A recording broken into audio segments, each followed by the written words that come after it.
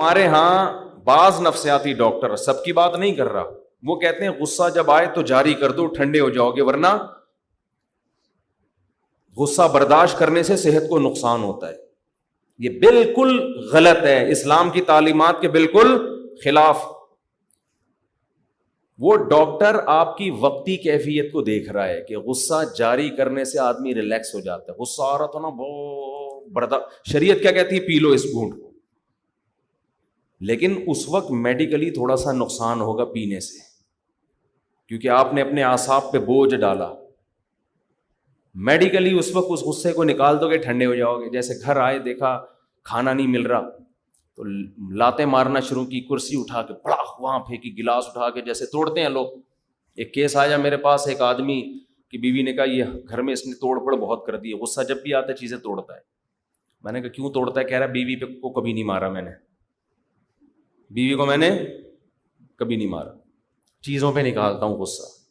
کہہ رہے تو اپنا نقصان کرو نا، تو چیزیں خرید کے لے آتا ہوں دوبارہ میں۔ تو میں نے اس خاتون سے کہا اتنا اچھے میاں آج کل مارکیٹ سے شارٹ ہے، آج کل کے حساب سے برداشت کرو، اس پہ گزارا کرو۔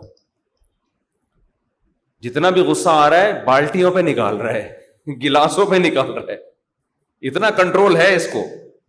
اور پھر گلاس بھی جہیز کے نہیں، وہ کہہ رہے میرے اپنے گلاس ہے، جہیز کے توڑوں تو پھر بات ہوگی نا۔ تو میڈیکلی کیا ہوتا ہے، جب آپ نے غصہ نکالا، چیزیں توڑ دیں پھوڑ دیں، آپ تھوڑی دیر میں ریلیکس بھی ہوتے ہو، تھوڑی ندامت بھی ہوتی ہے، یار زیادہ ہو گئی، سوری بھی کرو گے وغیرہ وغیرہ نا۔ یہ وقتی فائدہ ہے غصہ جاری کرنے کا، اس کا نقصان پتہ ہے کیا ہوگا؟ پھر دوبارہ غصہ آئے گا، پھر کچھ توڑو گے، پھر تیسری بار غصہ آئے گا، ایک دن آئے گا بیوی کا منہ توڑ دو گے، آپ بولا بس چیزیں بہت ٹوٹ گئی ہیں، اب تو کیوں جڑی ہوئی ہے اب تک ہے؟ تو کیوں جڑی ہوئی ہے؟ اس گھر میں ہر چیز ٹوٹی ہے تو کیوں جڑی ہوئی ہے؟ تو اس کو نا اپنے آپ کو ریلیکس کرنے کے لیے بار بار غصہ جاری کرنا پڑے گا، عادی ہو جائے گا۔ لیکن جس نے غصے کے کڑوے گھونٹ کو پی لیا، وقتی نقصان بھی ہوگا، ہو سکتا ہے بلڈ پریشر بہت ہائی ہو جائے، ہو سکتا ہے نیند اڑ جائے، ہو سکتا ہے کچھ بھی، یہ وقتی نقصان ہے۔ آہستہ آہستہ غصہ برداشت کرنے کی طاقت بڑھے گی، اور پھر انسان کی عادت ہے جو قوت استعمال نہیں ہوتی وہ قوت کمزور پڑنا شروع ہو جاتی۔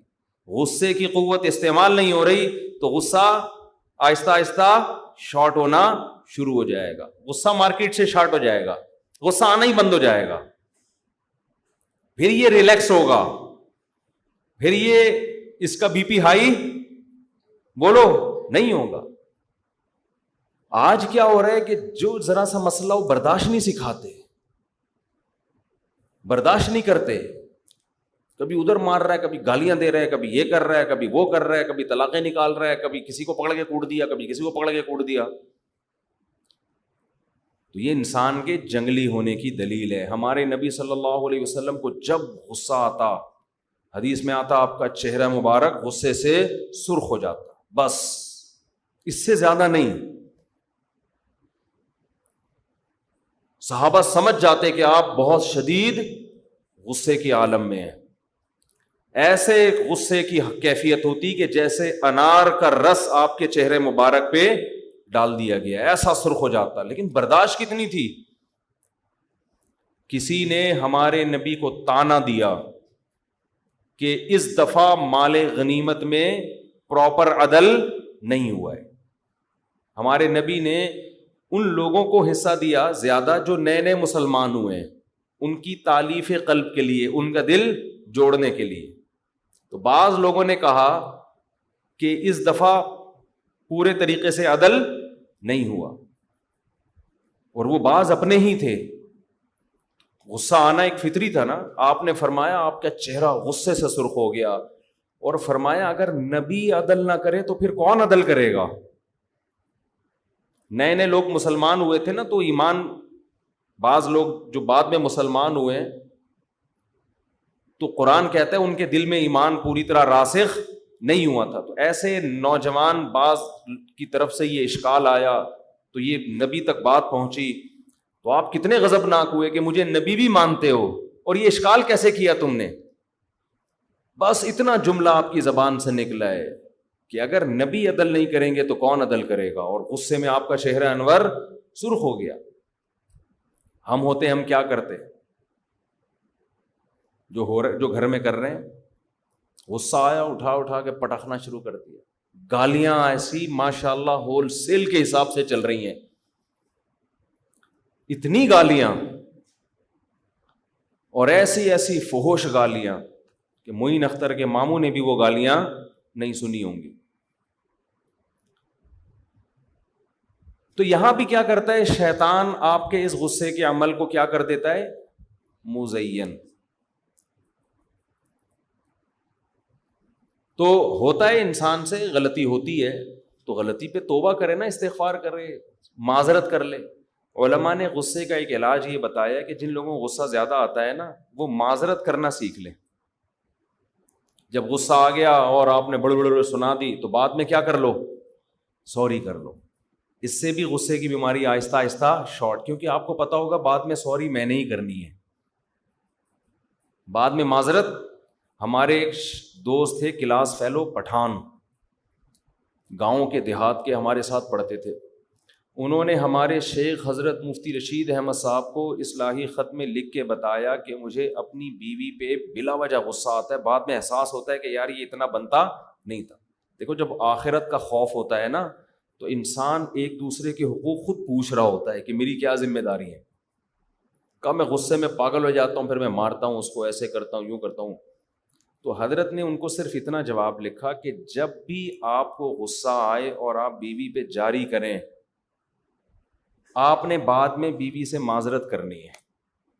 یہ آپ پر لازم ہے. اگر آپ نے مجھ سے بیعت کیا ہوا ہے نا, اگر آپ مجھ سے بیعت ہیں تو جو بیعت ہوتا ہے اس پر لازم ہے نا, پیر جو حکم دے اس کی پابندی کرے. تو آپ یہ پیر اس طرح کے ہوتے ہیں جو حق اہل حق ہو. آج کل کے جو 2 نمبر قسم کے پیر آ رہے ہیں, پتہ نہیں کیا کر رہے ہیں, وہ بس چند وظیفوں میں گھما رہے ہیں پبلک کو. جو اہل حق اس طرح کے ہوتے ہیں. انہوں نے کہا کہ آپ نے جب بھی بیوی پہ غصہ آئے تو بات, اور آپ نے جاری کر دیا اس کے اوپر, ڈانٹ دیا یا کچھ بھی, آپ نے بعد میں کیا کرنا ہے, سوری کرنی ہے, معذرت کرنی. بیگم ایکسکیوز می, کائنڈلی, ٹھیک ہے, جتنے بھی انگلش کے, پشتو کے, اردو کے ادھار لے کے سارے فٹ کر دیں.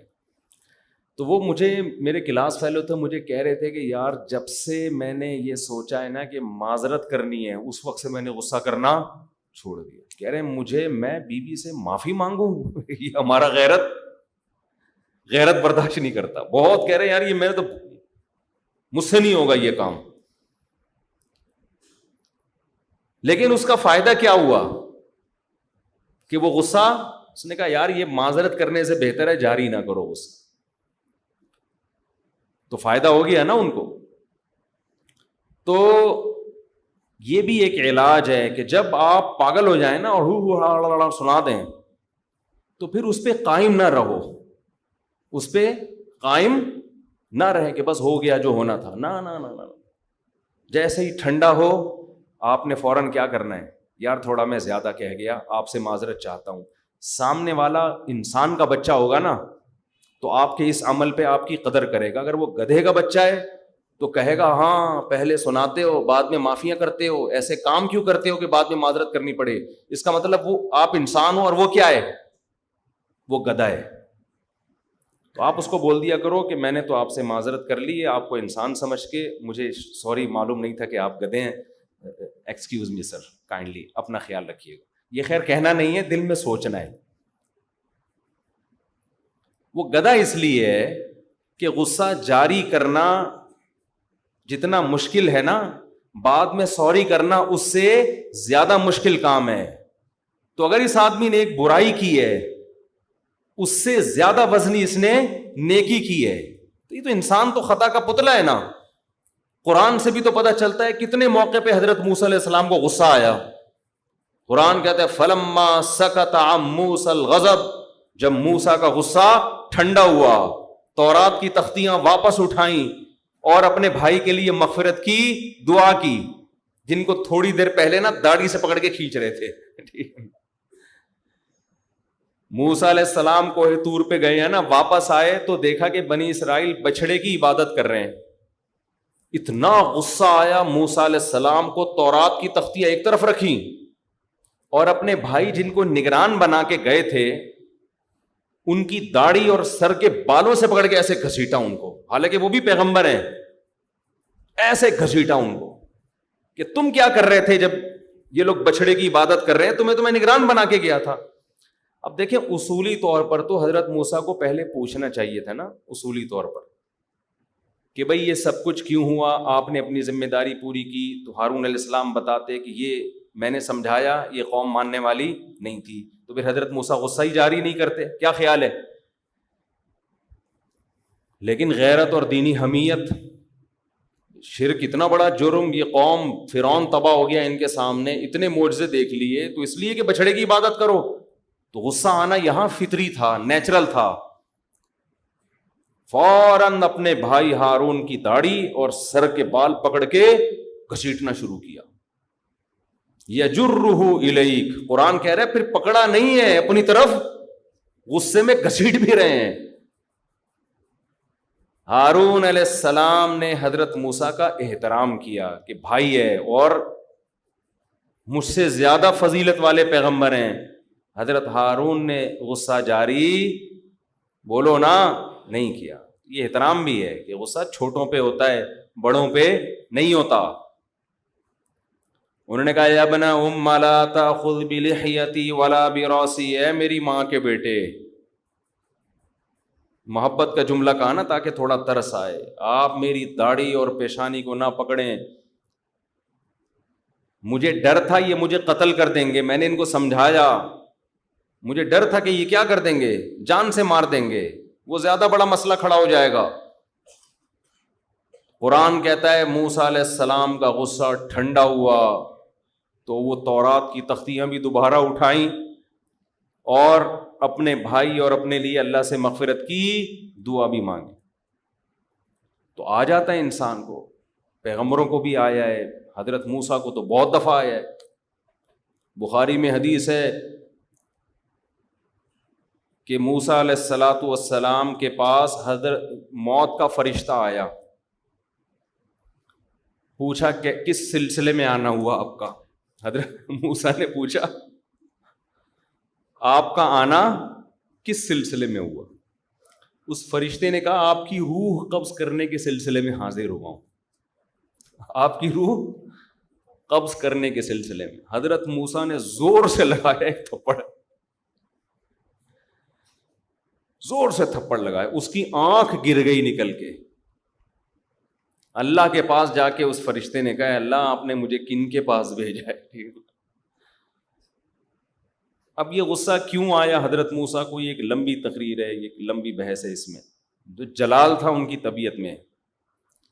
تو بعض دفعہ انسان کو, انبیاء کا جو غصہ ہے وہ اپنی ذات کے لیے نہیں ہوتا.